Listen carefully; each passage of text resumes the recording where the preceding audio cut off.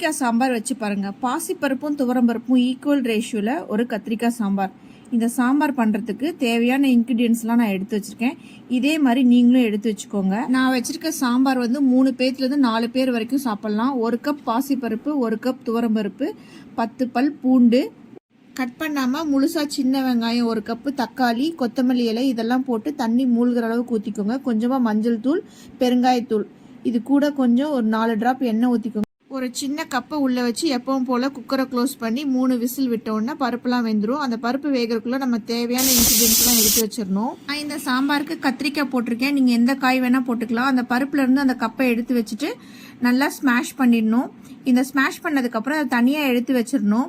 அதே பாத்திரத்தில் எண்ணெய் ஊற்றி கடுகு, வெந்தயம், சீரகம், வெந்தயத்தையும் சீரகத்தையும் தூள் பண்ணிக்கோங்க. கருவேப்பிலை இலைகள், அதுக்கப்புறம் வரமிளகாய், 1 கப் நறுக்கின சின்ன வெங்காயம், இது எல்லாத்தையும் நம்ம பருப்பு வேக வச்சு அதே பாத்திரத்தில் நல்லா ஃப்ரை பண்ணணும். 2 ஸ்பூன் சாம்பார் தூள், கத்திரிக்காய் இது எல்லாத்தையும் நல்லா போட்டு ஃப்ரை பண்ணணும். கத்திரிக்காய் வேகணும்னு அவசியம் இல்லை.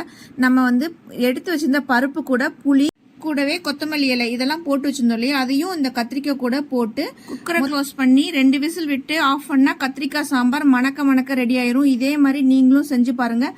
வேணும்னு கேட்டு சாப்பிடுவாங்க. இந்த மாதிரி சாம்பார் வச்சு பாருங்கள். அப்படியே தாறுமாறாக இருக்கும். அப்படியே ஒரு லைக் போட்டு பேஜை ஃபாலோ பண்ண மறந்துடாதீங்க.